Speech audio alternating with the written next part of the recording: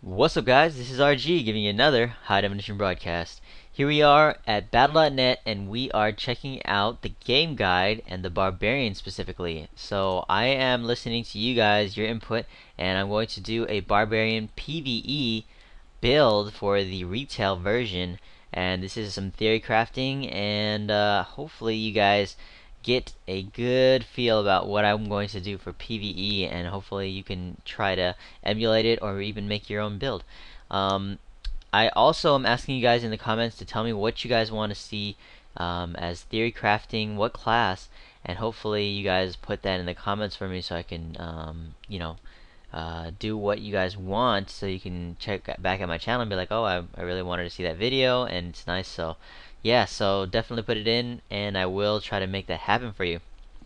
I also have a video of the Barbarian first run through of beta patch 17, so if you want to go watch that, then tell me and I will upload it for you. It's pretty long, and it's about 4 parts, so tell me if you guys want to see that, or if you guys seen enough of the walkthroughs. I won't upload it for you. Other than that, I'm going to go ahead and start in on the Barbarian PvE for beta patch 17, what skills they're showing us, and why I would use them in retail. First skill I'm going to be using in the retail version is Cleave, and this is a build pretty much for PvE magic finding. So it's going to be pretty useful as a barbarian to magic find, as they have very good magic finding skills. The first skill I chose was Cleave, obviously because it is a very good fury generator and a good damager, AoE damager, and I'm going to increase the damage of that by using broad sweep, this rune right here. It's going to increase the damage to 156% weapon damage, and it's going to, increase it by about 36 damage, which is a lot, 30%, 36%. So next thing I'm going to show you guys is a frenzy. Definitely want to equip that with the manic, which is increase the frenzy effect to also increase your damage by 4%. So if you think about it, you're looking at frenzy, it's 5 times 4 is 20. So it's going to increase your damage by 20%. As long as you keep that hit up, you're going to hit somebody with your frenzy, and the buff lasts about, I think, like around 3 or 4 seconds, and then you keep on hitting them with frenzy, and your buff will stay on, as well as using your cleave in between when you're hitting with your frenzy just to refresh the buff. Alright, so that's going to be a very good combo there. The next thing I want to show you guys is the Threatening Shout with Grim Harvest. The Grim Harvest is going to give you additional treasure drops. So 15% increased chance to drop additional treasure when enemies are affected by this Threatening Shout, which is going to last 15 seconds, and it's also going to synergize with one of my passive skills. Next thing I want to show you guys is Hammer of the Ancients. That's going to be equipped with the Birthright, so that's also going to increase the chance to drop by 10% for dropping treasures when critical hits land. So anytime a critical hit lands with this skill, it's 10% increased chance to drop magical items or treasures. Next thing I want to show you guys is Battle Rage. Battle Rage is going to be equipped with the Marauder Rage, which has increased the damage by 30%. So it's from 15% to 30%, that's double, and it's going to be really good with synergize with the passive skills I have here set up here. Also, the Furious Charge is going to be really good because if you think about it, you need mobility in PvE still. You still need to be able to get around and not be stuck. And Furious Charge, you're going to charge right through the enemies, and it's going to inflict the highest amount of damage for all of the mobility that the Barbarian has. The mobilities have skills are Whirlwind, which is a Fury Degenerator or Fury Spender, which I don't want to be using on this character. This is Leap, and it's going to do less damage, but it has a slow effect, and it could also have a stun effect, but that's what we're doing, is maximizing the damage here, and this is a high damage skill, as well as equipping it with the Merciless Assault, which is going to reduce the cooldown of it, so you can have your Furious Charge up at all times. It's going to reduce the cooldown by 2 seconds for every target hit, so you just want to rush in and hit as many targets as possible. And when you're in a situation where you need to get out, or you need to get to your group, or even run through a bunch of enemies, there's going to be a bunch of enemies there to hit with this Furious Charge, therefore getting it to a 0 cooldown or a low cooldown, because there's going to be more enemies than one, and you can charge more times than one. So you're going to be needing this Furious Charge, or at least a different type of mobility skill for your last slot here. And I suggest either using the Leap or the Furious Charge, but personally I would go for the Furious Charge for PvE. Next thing I'm going to show you guys right here is the Berserker's Rage. You inflict an additional 25% damage while at maximum fury.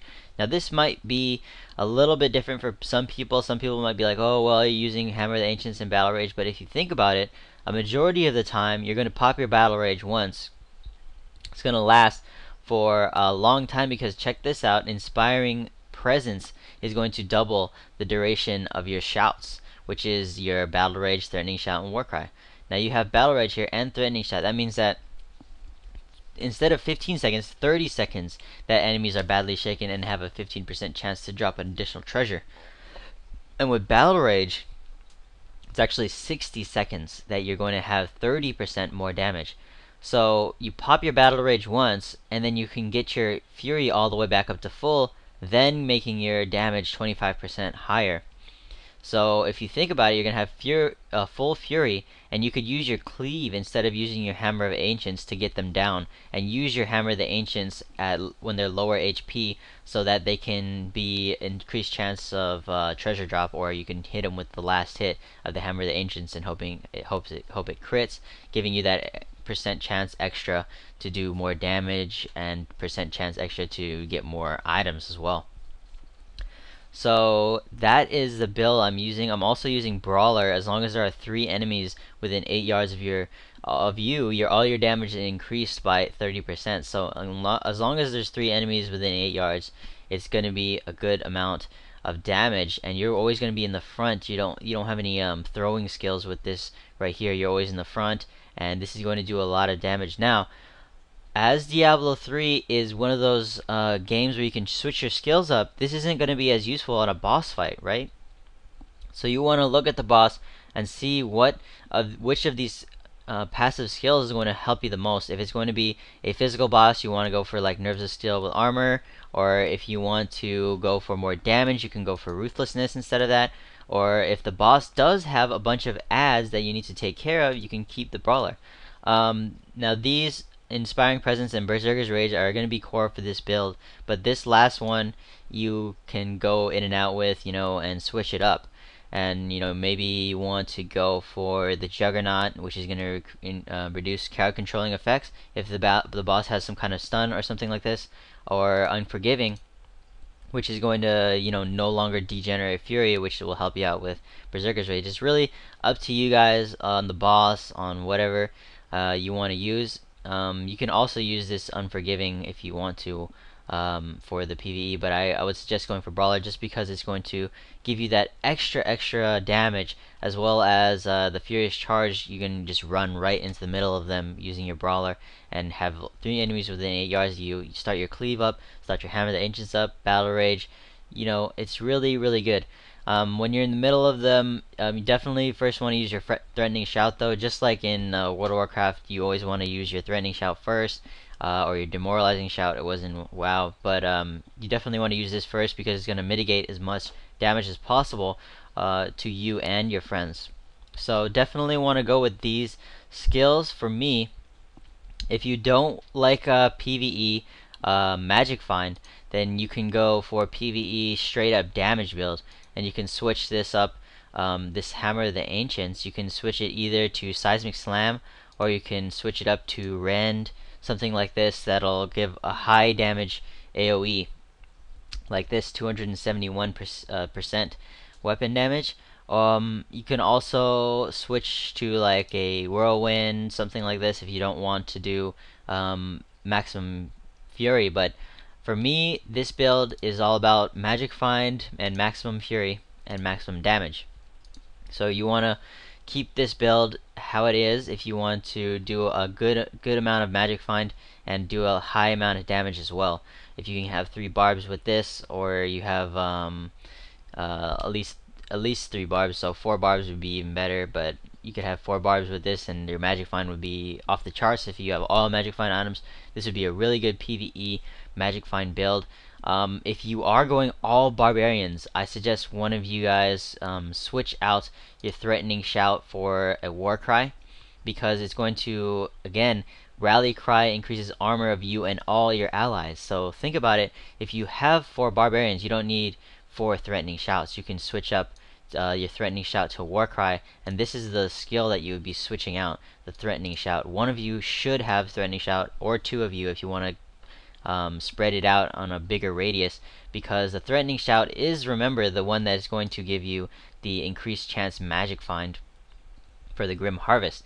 So 1 or 2 of you should have threatening shout, and then the other should have war cry, and you guys can like say gather up, and then you do your war cry, and then you can bounce out and do whatever.